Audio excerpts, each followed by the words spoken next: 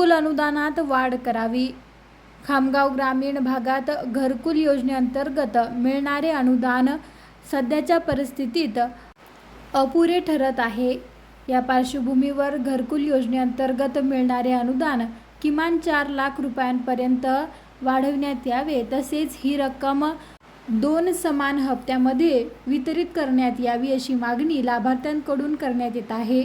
बांधकाम साहित्याच्या वाढत्या किमतीमुळे मिळणाऱ्या 1,30,000 रुपयात घरकुलचे बांधकाम पूर्ण करणे कठीण झाले आहे.